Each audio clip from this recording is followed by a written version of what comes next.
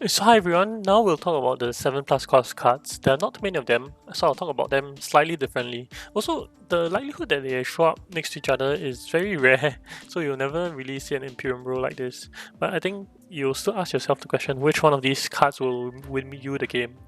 And let me run through which of these cards are the best. So once again, this is the tier list. S tier, when you buy the card, you're more likely to win, and when you buy a D tier card, it just kind of feels bad. However, for all these cards, they're actually all kind of S tier.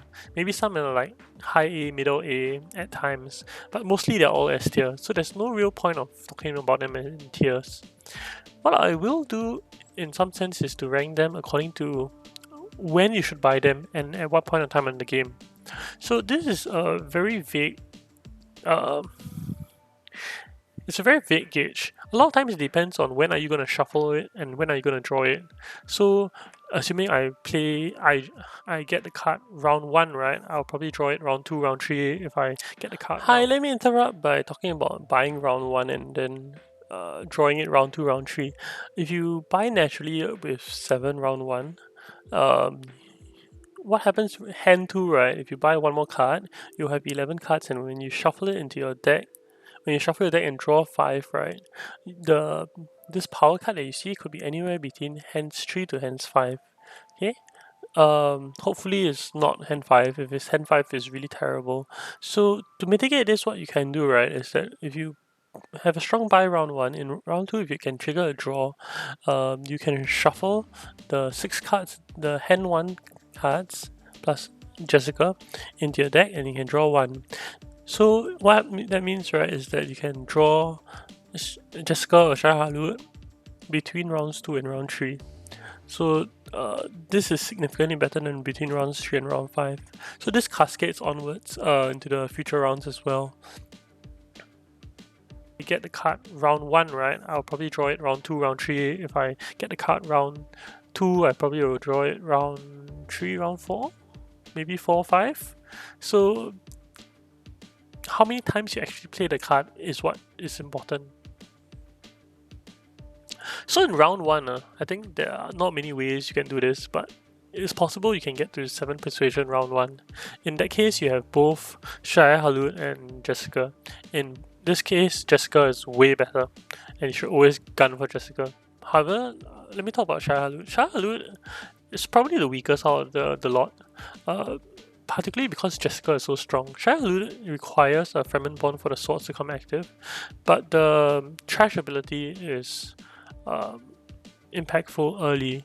It can lead to situations where you over trash too many daggers or over trash a certain amount. I think maintaining some sort of balance in your deck is important, so trashing dunes early I think is the right play to do. Issue with yellow cards, I think I talked about it in previous episodes, is that with yellow cards, the timing of it is very awkward. So sure, the best place to go probably is to go to smuggle, but when you smuggle, you can't really send your troops in. And when you go to the other spice spots, they're all dependent on how much spice is there for the space to be good. So that's why this card is probably ranked the lowest. However, early on in the game, I still think you should buy it.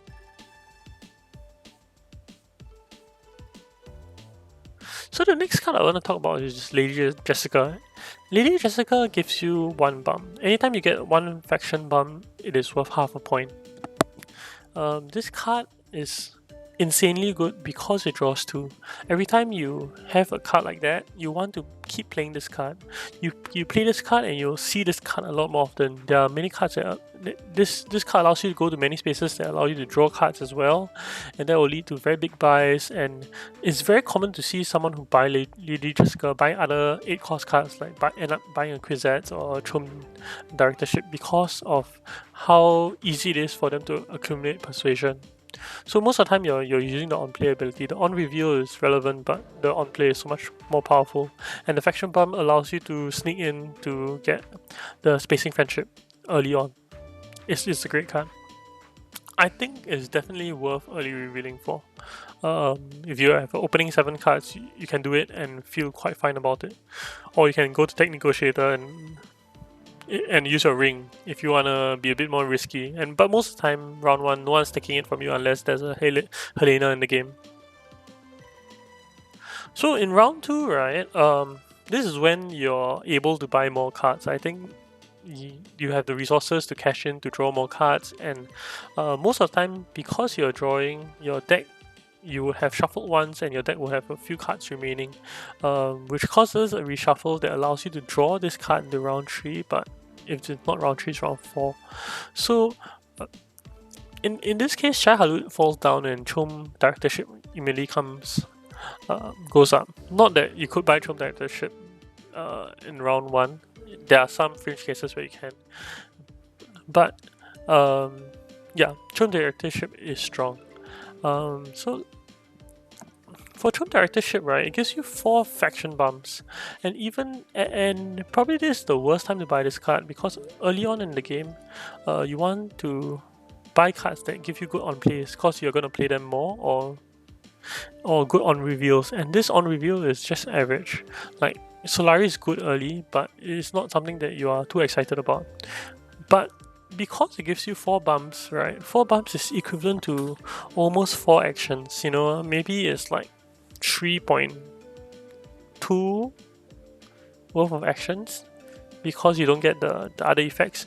But because you are able to get these 4 bumps, which is equal to 2 points, right, it is very strong. It almost enables you to chase an additional alliance. So, but at this point in the game, because it's round 2, if there are the other 8 cost cards there, you should probably buy the other 8 cost cards. In round 3, right, actually this is when you get 9, you should probably buy Spice Must Flow.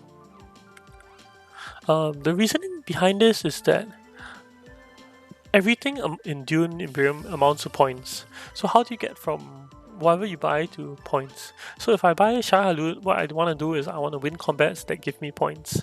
So if I don't win combats that give me points, then how useful is this card? In that case, it's not very useful. But when I buy a Spice Must Flow, it immediately gives me the point. Yes, it might be a somewhat dead card in my deck, but the overall impact to the game is very strong, because a point is a point. The next card I want to talk about is Full Scale Assault. So Full Scale Assault, actually in round 2, is probably higher than Chom Dictatorship, or Directorship, but it is the weakest of the 8 costs, no doubt about it. I think early on, if you buy round 1, round 2, probably round 2 probably is still better than Chom Directorship, because the Dreadnought will kind of translate itself into points. However, it's not definite, and at this point of time, even in round 3, I think Chom Directorship will translate into more points overall in the game. Okay, so but Full Scale Assault actually is nothing to scoff at as well. I think round 3 is still the round that you can still buy it ahead of a Spice Must Flow, even if you get 9. See, when round 4 happens, you know, that's when Full Scale Assault drops below the Spice Must Flow. Round 4 comes around, you know, you see a Spice Must Flow, if you see a Full Scale Assault, you get 9. I would most of the time buy the Spice Must Flow. That's because of the pacing of Dune Imperium. So Dune Imperium, if you play it on the TTS or you play it online, right, people are very, very good. So what tends to happen is that the game tends to end at round 7. Okay, if it ends at round 7, you know, it's a really real race, and combat cards, though, might get you a lot of points. You know what gives you points? Spice Must Flow. So if you're playing casually or with like other friends, or not on TTS Club, I would actually take swords higher, because the games tend to go longer and the swords become more valuable. So, but on TTS Club, when you're playing at round 4, you should probably buy Spice Must Flow already. So, round 4 is also the first round that Quizettes actually drops from the top spot. This all comes down to how many times you're gonna play it. Okay, if I'm gonna play Quizettes, it all depends on how many times you're playing Quizettes. So I think in round 4, actually, if you are drawing it, or if you're playing it right, you actually won't see it until round 6. Because to enable Quizettes, you probably need to do a big draw. And if you do a big draw on your 4th round, right, you are generally reshuffling your deck.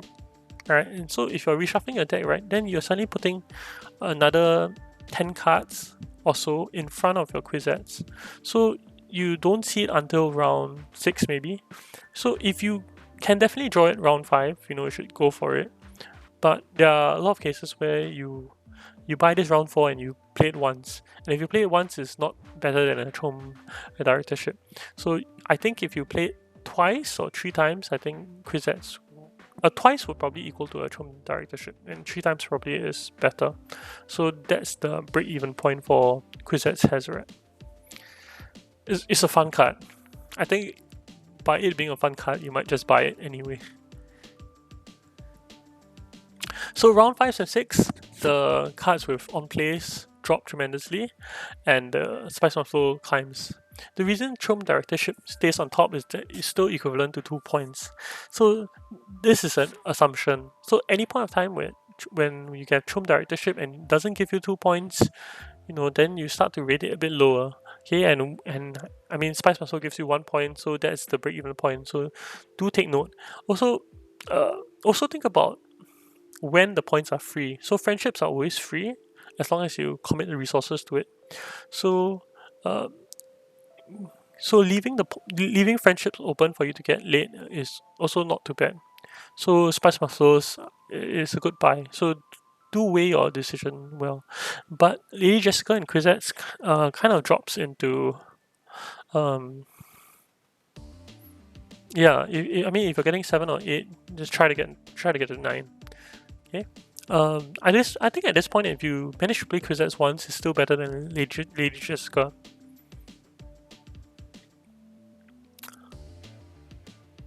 So on round 7 plus, right, we are assuming the game will end, and any card you buy doesn't really matter too much. As such, Lady Jessica comes above Quizzets is no big deal. At this point in time, you are just buying Spice on Slow and Chom Directorships.